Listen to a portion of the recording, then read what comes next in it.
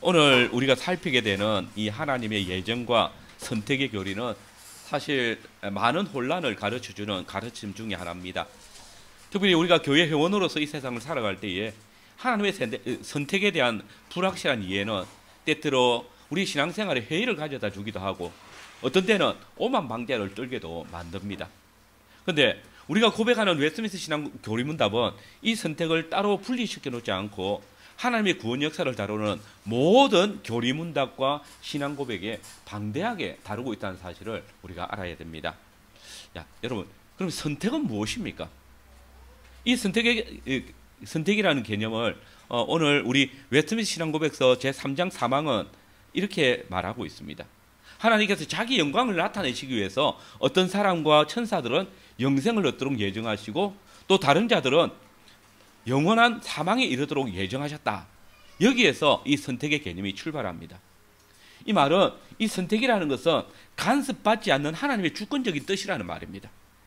어떤 사람의 선행이나 선한 마음의 조건이 될 수 없고 전적인 하나님의 뜻이란 말입니다. 그리고 이 선택의 개념은 성경에 널리 계시되어져 있습니다. 근데 여기서 한 가지 문제가 발생합니다. 왜 하나님은 임의로 아무나 선택하느냐라는 겁니다. 어떤 기준도 없이 하나님의 주권적인 결단 혹은 뜻에 의해서 무조건 어떤 사람은 선택하고 어떤 사람은 유기하는 이 사실은 불공평하다라는 것입니다. 이것은 분명히 하나님은 공의의 하나님이시다라는 이 성경의 가르침과 맞지 않는다는 것입니다. 나는 하나님을 믿고 싶은데 하나님이 선택하지 않았기 때문에 믿을 수 없었고, 나는 하나님을 믿고 싶은 마음이 추워도 없었는데 하나님께서 나를 선택했기 때문에 나의 거부에도 불구하고 믿을 수밖에 없었다라고 한다면 이는 하나님의 공의가 너무나도 자의적인 것이고 불공평할 수밖에 없다라는 것입니다. 여러분 생각은 어떻습니까? 그러나 이것은 심각한 오해입니다. 저는 오늘 이 선택의 문제를 효력 있는 부르심과 연결해가지고 언약으로서의 부르심, 곧 복음의 초청과 선택, 곧 구원으로의 선택은 다르다라는 사실을 교리문답 설교를 통해서 함께 나누고자 합니다. 우리는 먼저 이 선택의 동기와 원인을 살펴봐야 됩니다. 많은 사람들이 하나님의 선택이 역사 안에서 나타난 것은 인간의 죄악 때문이다라고 고백합니다. 이것은 맞는 말입니다. 그러면 인간의 어떤 죄악으로 이 하나님의 선택이 역사 안에 나타났냐는 것입니다. 어떤 죄악이 하나님의 선택과 하나님의 유기를 유발시키냐는 것입니다. 이 질문에 대해서 많은 사람들은 대번에 아담과 하와의 범죄 때문이다 답합니다. 결국 인류의 조상이 타락한 직후에 이 선택의 동기가 생겼고 이때부터 하나님의 선택의 작업이 계시되어졌다, 그렇게 생각하는 겁니다. 그런데 여러분, 성경은 아담과 하와의 타락 직후에 선택이 생겼다라고 언급하지 않습니다. 도리어 성경은 선택은 창세 전부터 있었다라고 말을 합니다. 오늘 보면 에베소서 1장이 그렇게 말합니다. 바울은 에베소 교회 성도들에게 편지할 때에 하나님께서 창세 전에 그리스도 안에서 우리를 택하셨다라고 말합니다. 이 말은 선택 사상이 아담과 하와의 타락 이전에 이미 있었다는 증거입니다. 에베소서 1장의 말씀은 창세 전에 삼위 하나님께서 한 개인이 아니라 그리스도 안에서 교회를, 즉 언약 공동체를 선택하셨다라고 말하고 있는 겁니다. 여기서 하나님께서 그리스도 안에서 우리 곧 교회를 택하셨다라는 이 말이 굉장히 중요한 말입니다. 흔히 사람들은 예정론을 말할 때 한 개인의 선택, 한 개인의 유기에 대해서 초점을 맞춥니다. 내가 창세전에 구원받기로 예정되었으면 지금 안 믿어도 언젠가는 믿게 될 거고, 예정이 안 되었으면 지금 아무리 열심히 믿어도 지옥 갈 거니까 지금 교회 다녀도 아무런 소용이 없다, 이 결론이 나오게 되는 것입니다. 그러나 이것은 예정론을 몰라도 너무나 모르는 소치입니다. 오늘 이 에베소서 본문이 이 사실을 말해주고 있습니다. 주님은 창세전에 그리스도 안에서 우리를 택하여 주셨다라고 말씀합니다. 더욱 예수 그리스도로 말미암아 자기의 아들들이 되게 하셨다라고 말합니다. 여러분, 여기서 바울이 강조하는 것은, 계속해서 강조하는 것은 우리라는 것이고 예수 그리스도이십니다. 즉 이미 그리스도 안에서 택함을 받은 사실을 아는 자들, 우리들이 창세전에 하나님께서 자신을 그리스도 안에서 교회로 불러주셨다는 사실을 고백할 수 있게 되어지는 겁니다. 그러나 이때는 하나님의 선택이 역사 안에서 나타나는 것이 아닙니다. 하나님의 선택 역사가 실제 역사 안에 나타나는 것은 창세기 12장입니다. 아브라함을 택하여 부르심을 통해서 역사 안에서 하나님의 선택 사상이 나오는 겁니다. 다만 하나님께서 하나님의 역사 안에서, 언약 역사 안에서 이 선택은 아브라함 이전에도 지속적으로 그리스도 안에서 이루어지고 있었다는 겁니다. 여러분 보십시오. 창세기 3장에 아담과 하와가 타락했지만 그들은 여전히 어디에 있습니까? 언약 안에 있습니다. 아담과 여자가 자신들에게 가죽옷을 지어주신 하나님의 말씀 앞에 살아간다면 그들은 하나님의 말씀, 곧 그리스도 안에서 창세전에 택함을 입은 자들로 여전히 구원을 누리고 있습니다. 가인은 비록 하나님의 법에 반대해서 최초의 살인자가 되었고 도망자가 되었지만은 그는 여전히 하나님의 보호하심이라는 언약 안에 머물러 있습니다. 그가 비록 범죄하였지만 그는 이미 창세전에 그리스도 안에서 택함을 받은 자였고 그가 계속해서 하나님의 말씀을 청종하고 하나님과 교제하고 살아간다면 그는 하나님의 선택에서 유기되지 않았을 것입니다.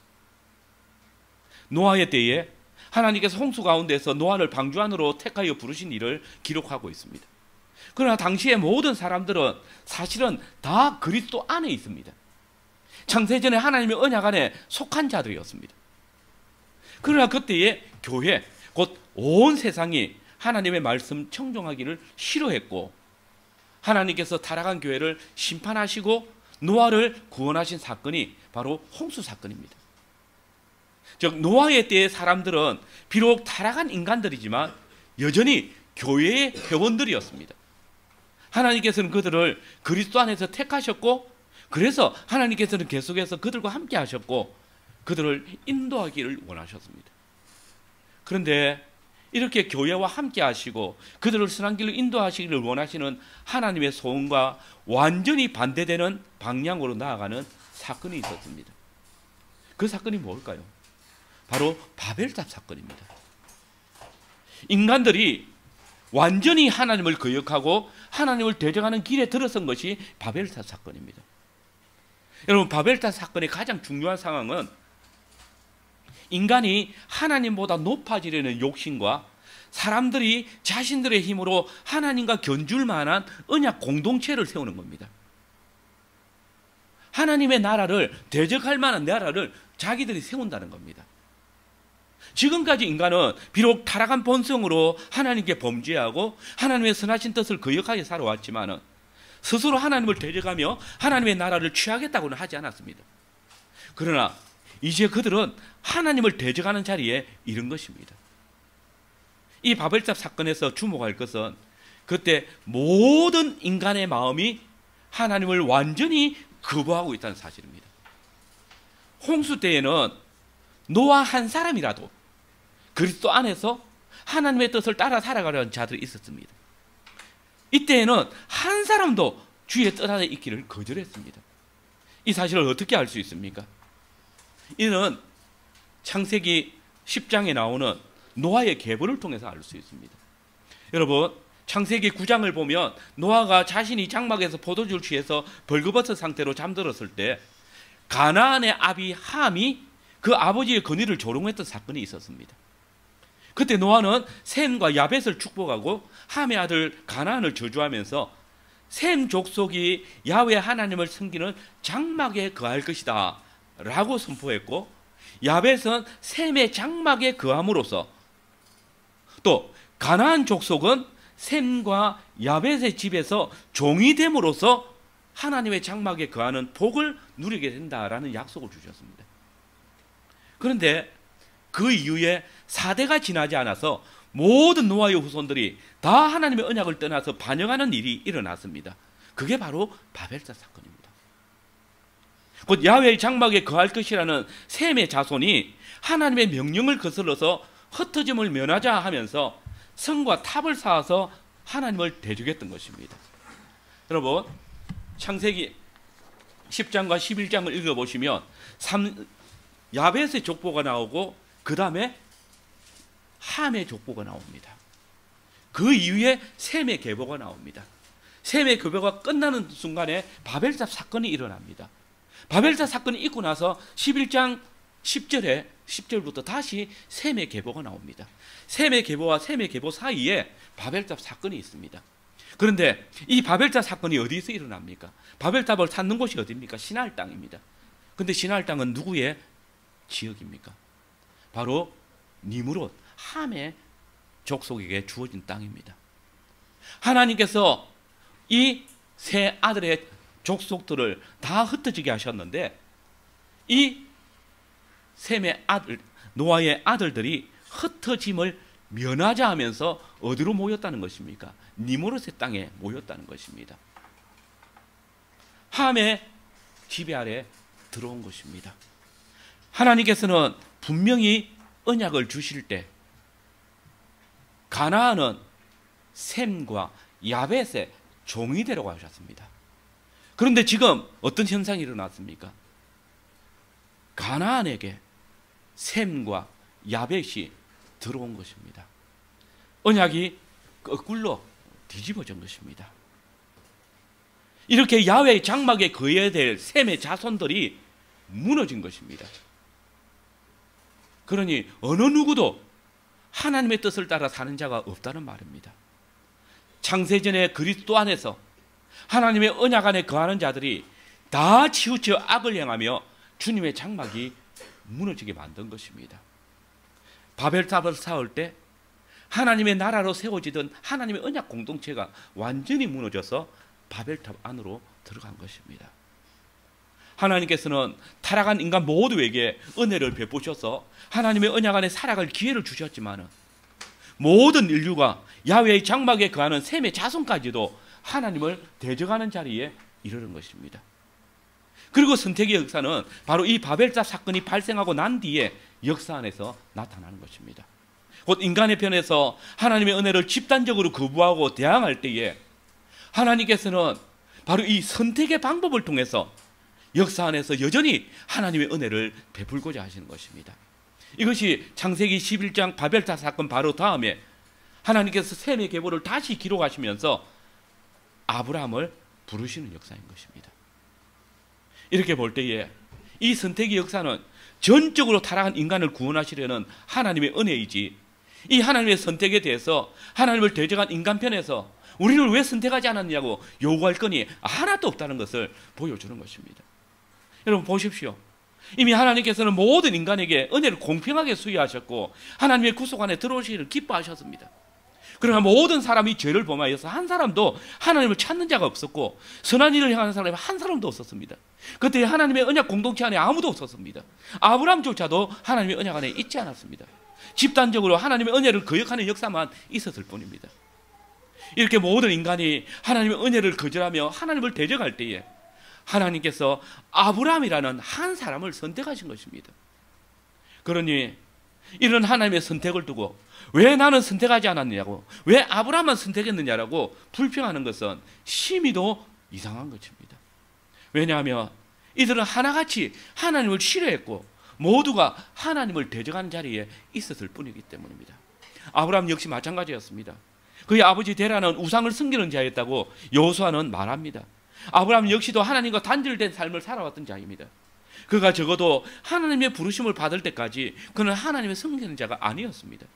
적어도 아브라함이 결혼을 하여서 상당한 시간이 지나기까지 그는 하나님을 알지 못하던 자였습니다. 우리 조상 아브라함이 갈대 우르에서 섬기던 신을 너희가 택하여 섬기든지 그는 하나님의 부르심을 받기 전까지 우상을 섬기는 자였습니다.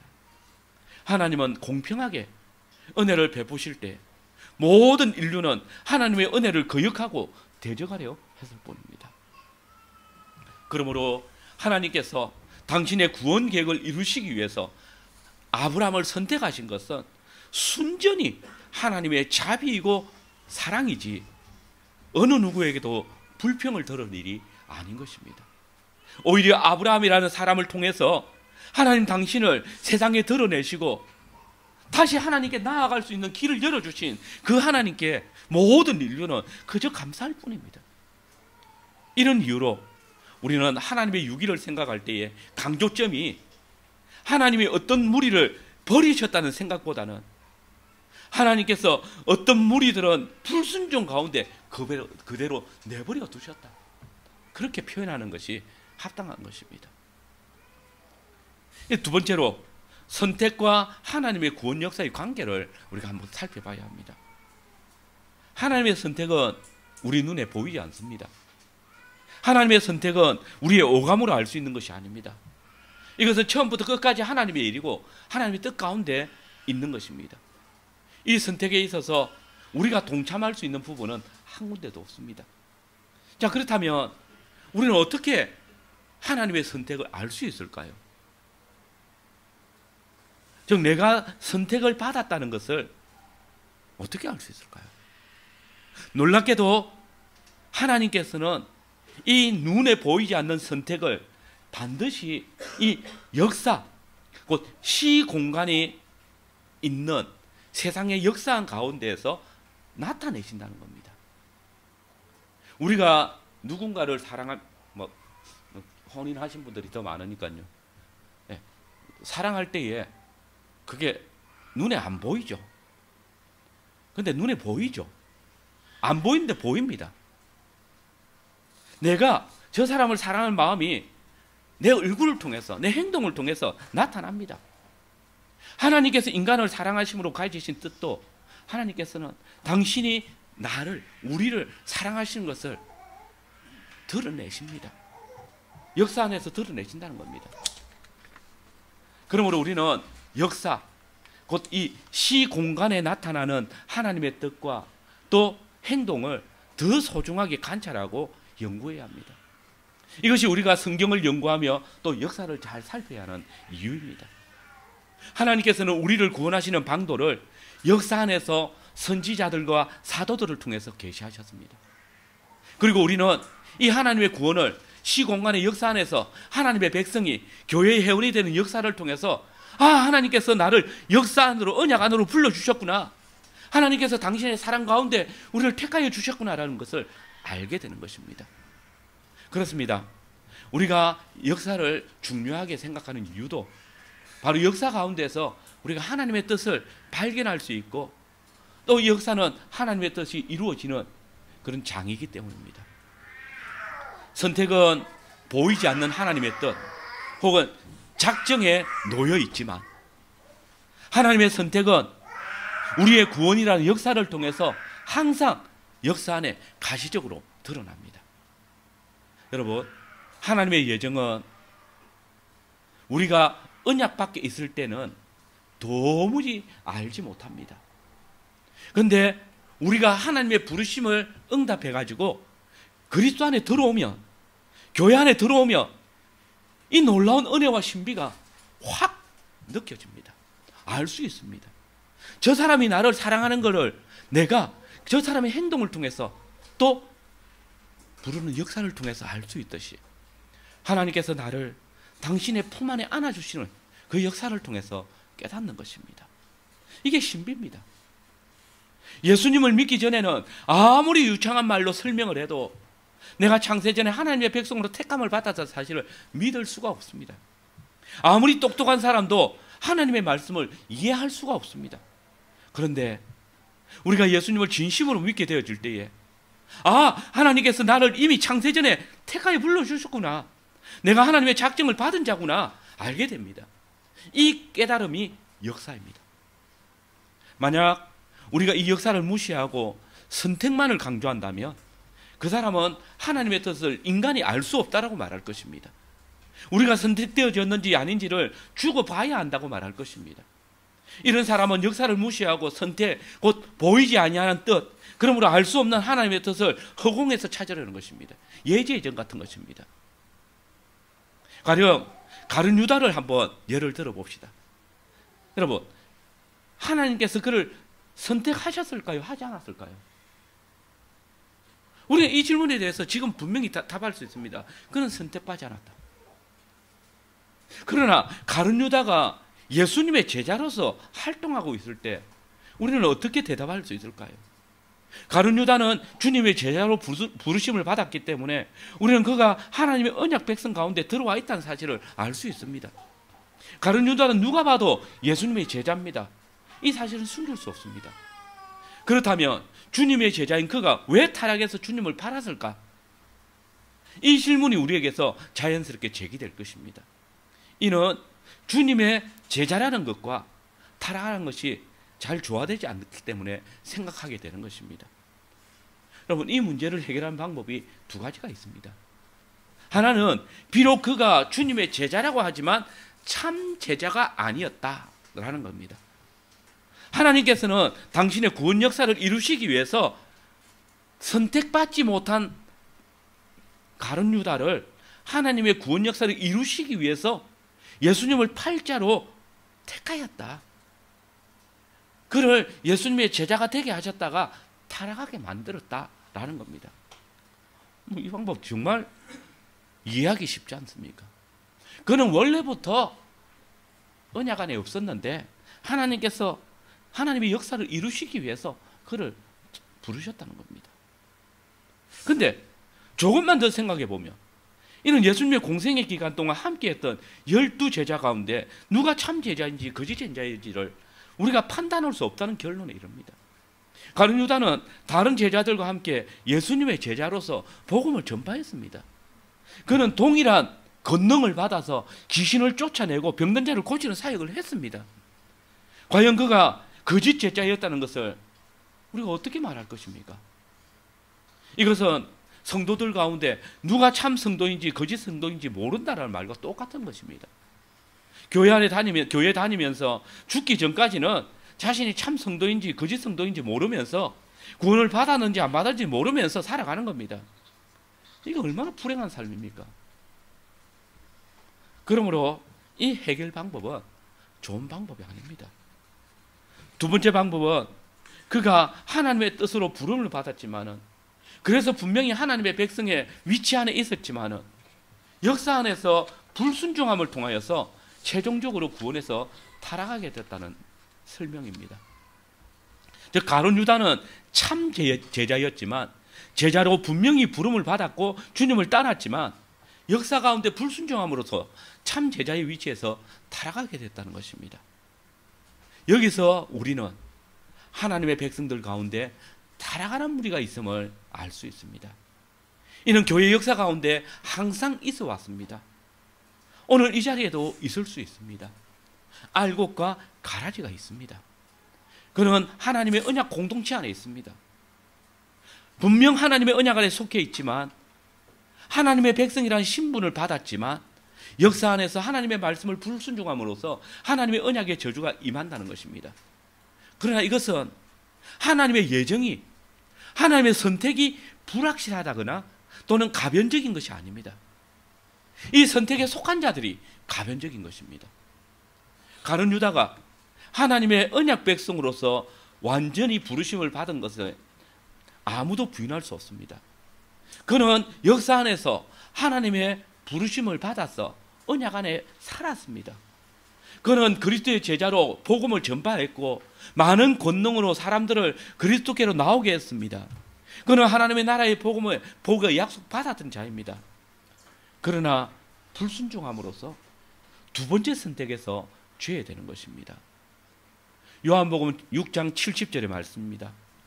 예수께서 대답하시되 내가 너희 12를 택하지 아니하였느냐?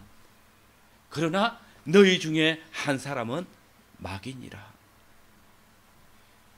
가룟 유다 역시 하나님의 언약 백성이고 그가 교회의 직분자로 세움을 입었다는 말입니다.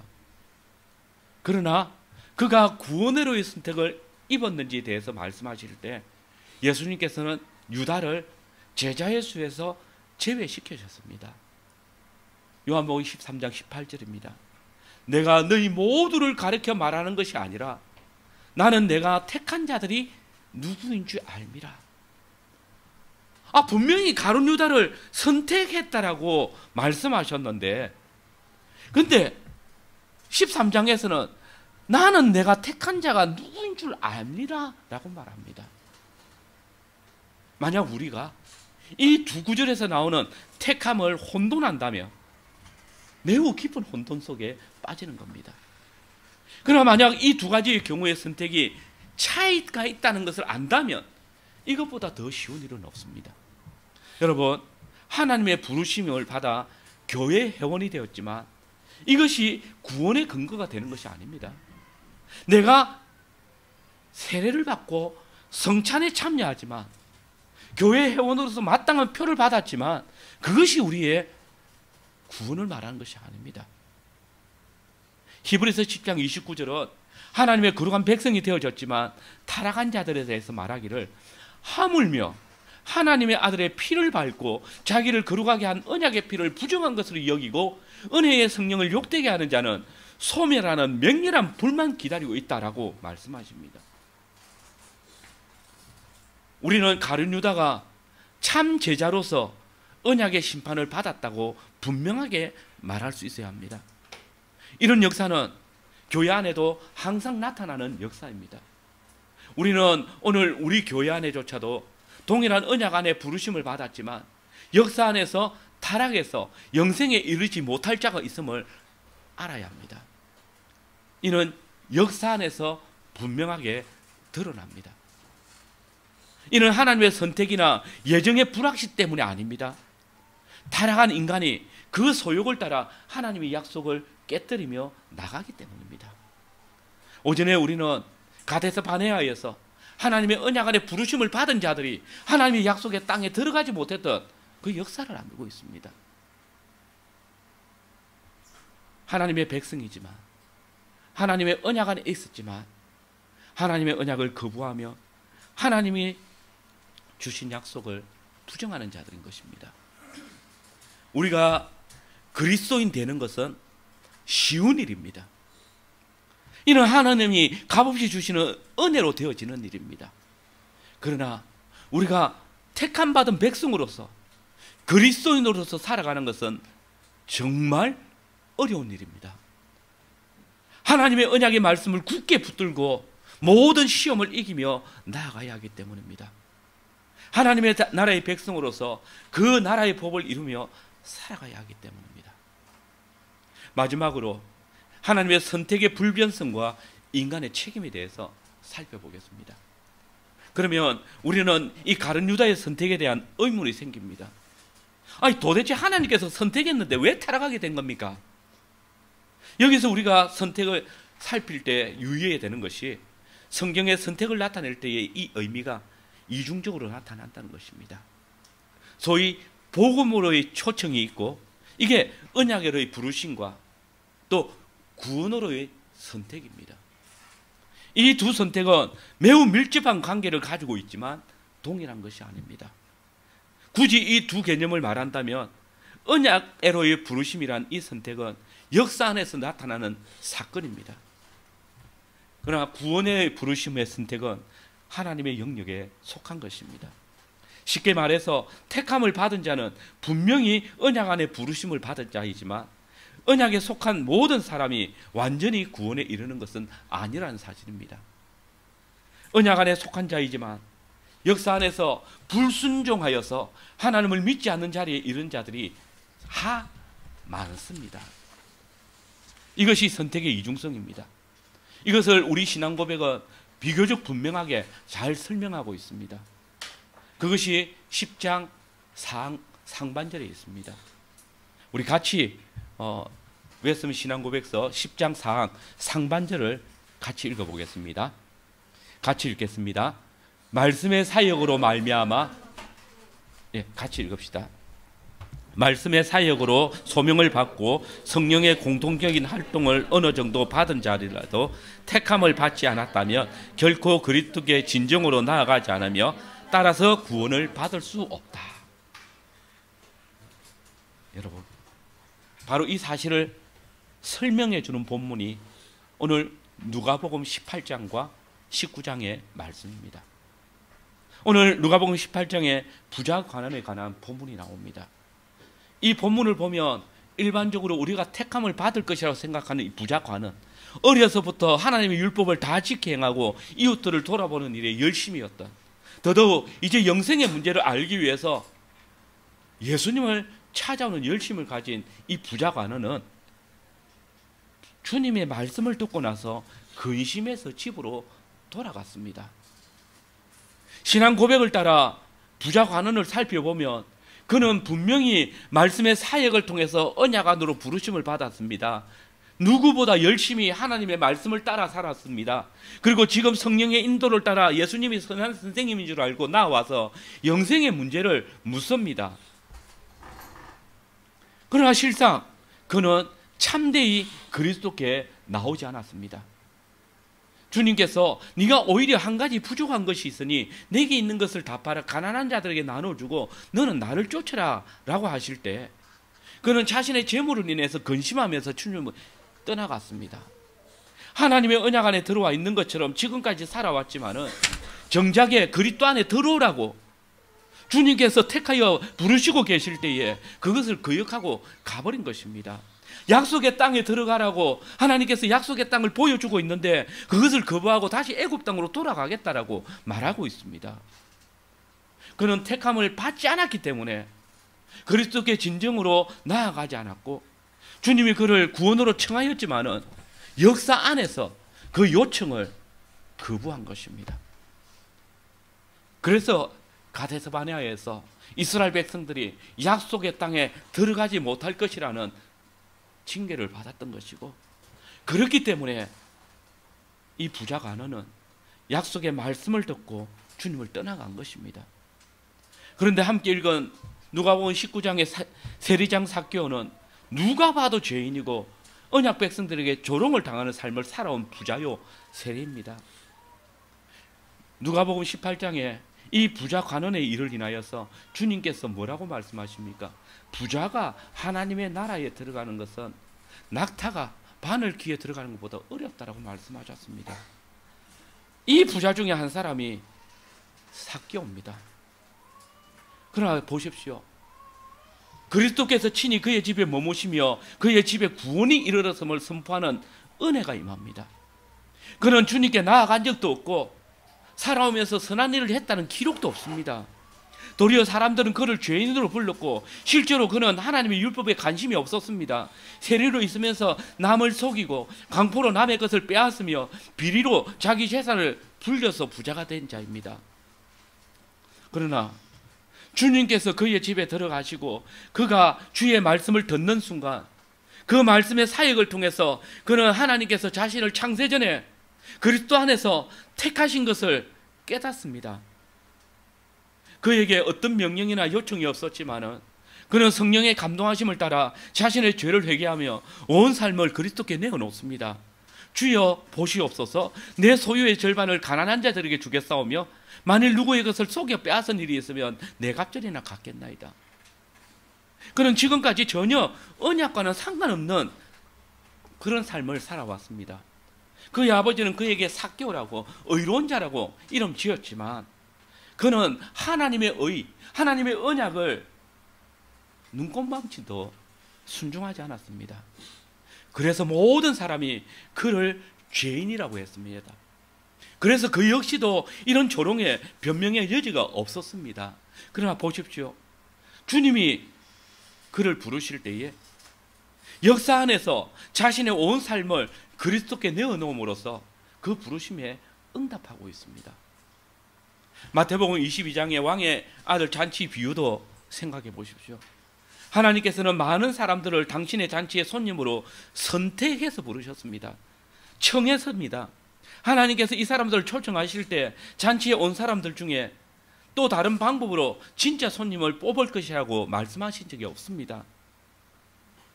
초청을 받은 사람들은 누구라도 잔치에 참여할 자격을, 완전한 자격을 가진 자였고 잔치에 참여한다면 어느 누구도 배척을 당하지 않았을 것입니다. 그러나 보십시오.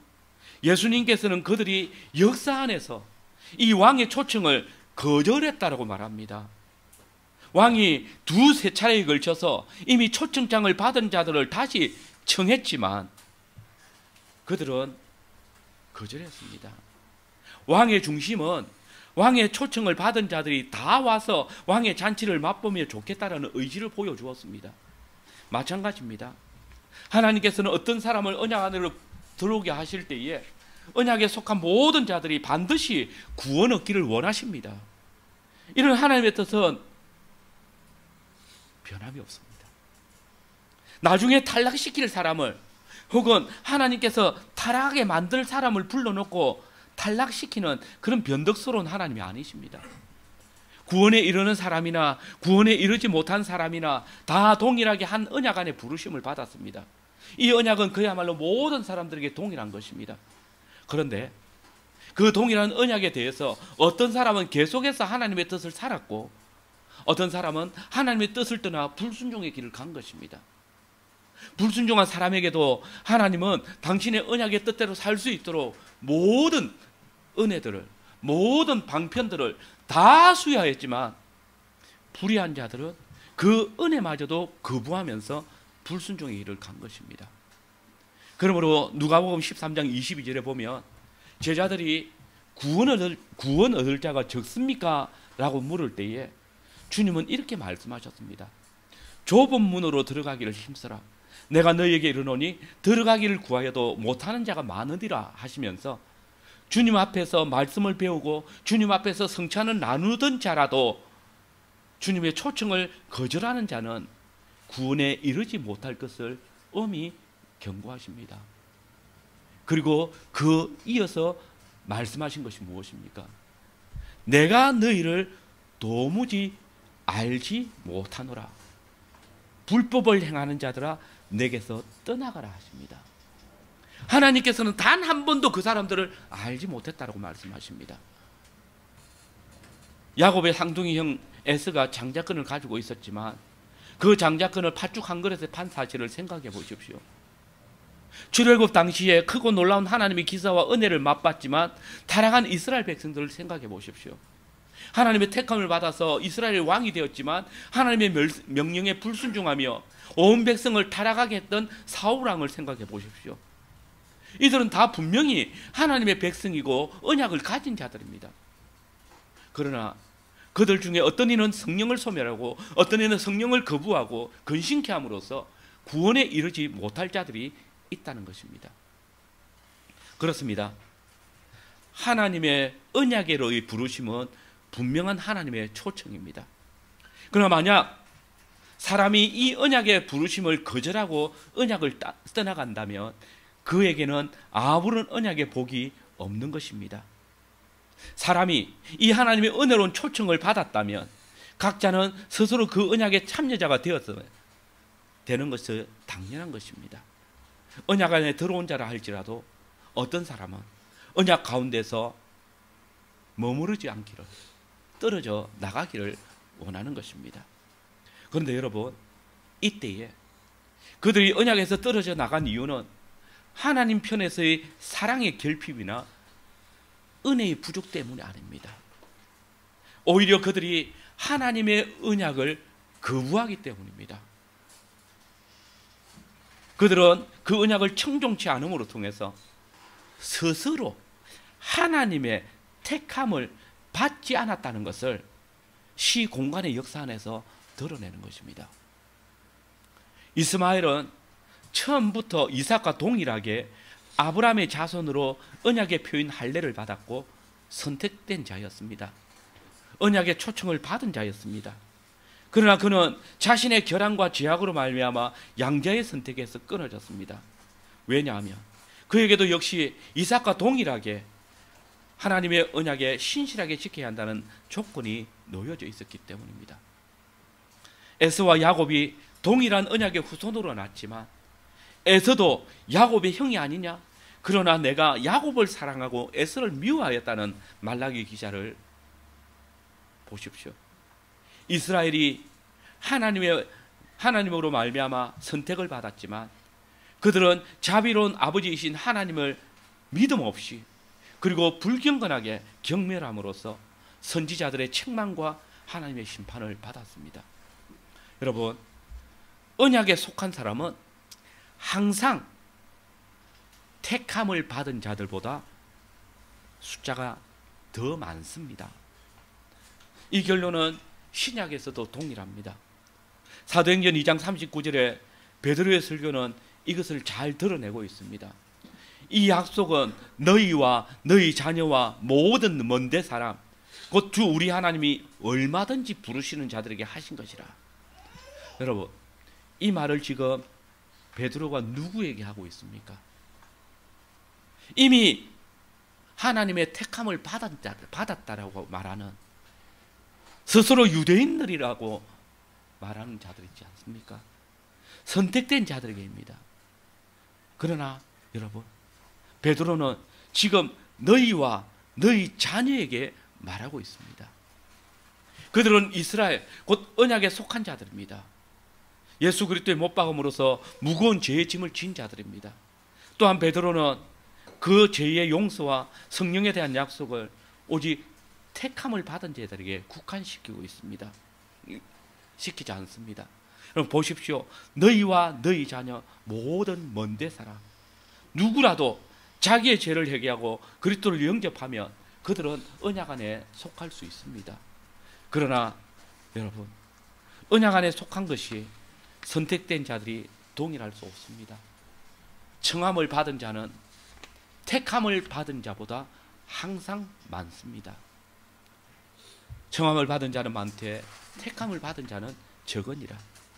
그러나 언약의 약속은 택한 자들만을 위한 것이 아니라 하나님께서 은혜로 부르시는 모든 사람들에게 공평하게 주어졌습니다. 이 부르심에는 어떤 차별도 없습니다. 참된 믿음으로 언약 안에 적극적으로 참여하는 자의 삶은 하나님께서 영원한 삶에 포함된 사람들을 주권적으로 선택하시는 증거이자 역사 가운데에서 구원의 특별한 선택의 표가 되는 것입니다. 이것이 언약 백성에게 요구되어지는 삶이고 이것이 언약 백성의 책임입니다. 그러므로 하나님께서는 구원의 택함을 받은 자들을 온전한 신앙으로 자라가게 하시기 위해서 교회의 직분자들을 통해서 말씀의 사역을 통해서 당신의 언약을 가르치고 인도하시는 것입니다. 우리는 또 역사 안에서 한 사람이 교회에 속했다는 사실을 통해서 그 사람이 언약 안으로 부르심을 받은 선택된 백성임을 알 수 있습니다. 그 사람이 시공간의 역사 안에서 하나님의 언약을 떠나지 아니하고 그대로 머물러 있음을 통해서 우리는 그의 구원을 확신할 수 있습니다. 하나님의 예정은 이렇게 역사 안에서 알 수 있습니다. 여러분, 제가 여러분을 이 성도라는 호칭이 여러분이 하나님의 언약 안에 속해 있는 백성임을 드러냅니다.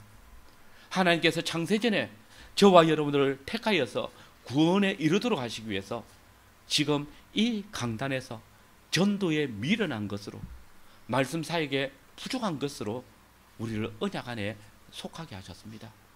이 놀라운 은혜를 받은 저와 여러분의 삶이 진실로 그 하나님의 언약에 충성된 삶을 살아가심을 통해서 하나님의 구원의 은혜에서 한 사람도 떨어지지 아니하고 하나님의 말씀의 빛이 자신을 비추어 살필 때에 그 하나님의 구원을 정말 두렵고 떨림으로 이루어 가시는 모든 성도님들이 되시기를 바랍니다. 아멘.